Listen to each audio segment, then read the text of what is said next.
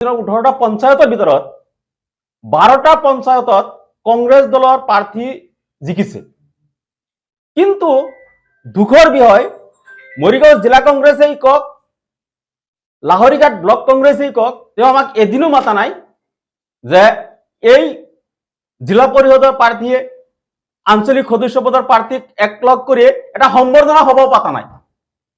ইয়াৰ উপৰিও যিদিনাখন আমাক মৰিগাঁও জিলা আয়ুক্ত মহোদয়ে আমাক যিটো উইনাৰ শ্লিপ দিছিল, এই উইনাৰ শ্লিপ দিয়াৰ দিনাই সি কি কৰি গৈছে, নিৰ্দলীয় আৰু এজিপি বিজেপি ইউডিএফ বিজেপি আৰু ইউডিএফৰ প্ৰাৰ্থীয়ে সি টকা দি প্ৰকাৰ প্ৰলোভন দেখুৱাই এইবিলাকক লৈ সি আমাৰ লাহৰীঘাট সমষ্টিৰ পৰা বেলেগ ঠাইলৈ লৈ গৈছে।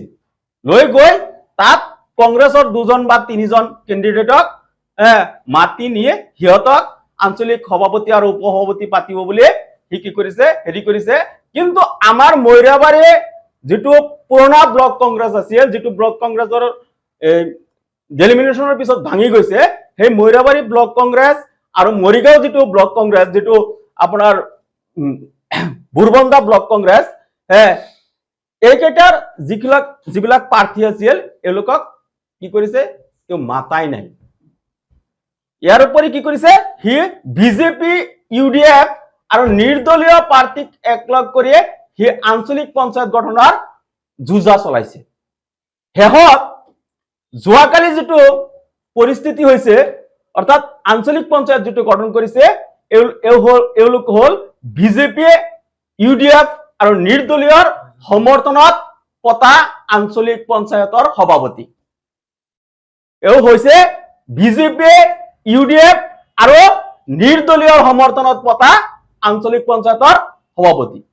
যেনেকৈ ৰজাগাদুৱা পঞ্চায়তত নিৰ্দলীয় ৰজাগাদুৱা জিলা পৰিষদৰ যিটো প্ৰাৰ্থী আছিল নিৰ্দলীয় সাবিকুন নাহাৰ, তাক জিকাবৰ কাৰণে যেনেকৈ দন বল বাহুবল আৰু তাৰ সাংগু পাংগুক দি যিমান সহায় কৰিব লাগে, যিমান মানে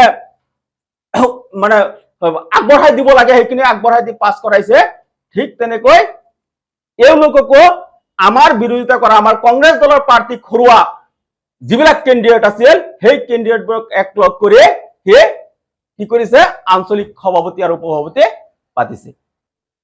আঞ্চলিক পঞ্চায়তৰ 12জন সদস্য থকাৰ পিছতো আমি কিন্তু তাত ভিতৰত সোমাই আমাৰ কংগ্ৰেছৰ প্ৰাৰ্থীক আমি সহায় কৰিব নোৱাৰিলো, সমৰ্থন কৰিব নোৱাৰিলো। এই একমাত্ৰ এই একনায়কত্ববাদ লৰা ৰজা ডক্টৰ আসিফ নাজাৰ ডাঙৰীয়া। তেওঁ তৃণমূল কংগ্ৰেছৰ কৰ্মীক ভাল নাপায়, তেওঁ কংগ্ৰেছৰ প্ৰাৰ্থীক ভাল নাপায়, সি পায় তাক যিসকলে ভাল পায়, ব্যক্তিগত ভাল পায়, বিজেপিৰ সমৰ্থিত প্ৰাৰ্থীক তেওঁ উত্তৰ দিব লাগে। অসম প্ৰদেশ কংগ্ৰেছক, মৰিগাঁও জিলা কংগ্ৰেছক উত্তৰ দিব লাগে যে তেওঁ যিসকল পঞ্চায়তৰ সভাপতি হৈছে, কংগ্ৰেছ দলৰ সমৰ্থনত কোনকেইটা সভাপতি হৈছে তেওঁ দেখুৱাই দিব লাগে। গোটেইখিনি বিজেপি দলত, মানে কি তেওঁ বিজেপি দলৰ লগত মিলি, বিজেপিৰ লগত মিলি ইয়াত বিজেপিৰ ভেটিয়ে সবল কৰিবলৈ চেষ্টা কৰি আছে। এইটো অসম প্ৰদেশ কংগ্ৰেছ আৰু মৰিগাঁও জিলা কংগ্ৰেছে অৱগত হব লাগে। আমাক একলগত বহাই আমাক আঞ্চলিক পঞ্চায়ত গঠন কৰি দিয়ে, কিন্তু একো কোৱা নাই।